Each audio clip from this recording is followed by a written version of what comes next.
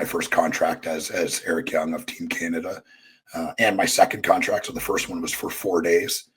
Me, Bobby, PD, and Johnny all signed those same contracts for 4 days for the World X Cup.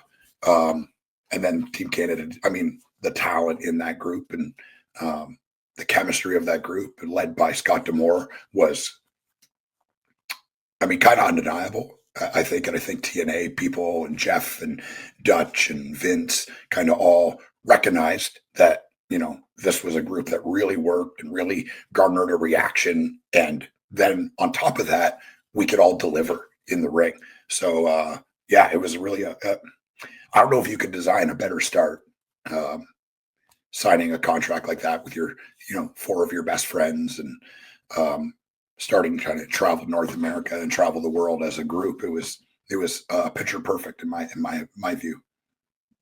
No, definitely is. And it's one of those where you look at, just to hear you say that there was a 4-day contract, then turning into the second, that would be a more lengthy contract, to think of what you guys ended up creating, and also just that foundation of what we now know as TNA.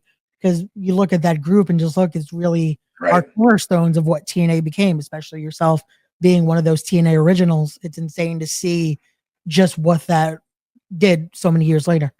Yeah, I mean, obviously a bunch of important people, and the manager Scott D'Amore probably being the most important Definitely. of them all. As a person who ran the company and took it over when it was at a very low point and helped to build it back. And it's not that he doesn't get his flowers, but he should get more. And TNA right now is in a position that it's in because of Scott. And anyone that says anything different is not telling the truth or has something personal against Scott. I'm sitting here talking to you, and a lot of that has to do with Scott. And there's a lot of people that can say that in the wrestling business. So yeah, I mean, if you look at who the players were in Team Canada, it was massively important for the fabric of what TNA was and what it became and what it is still today.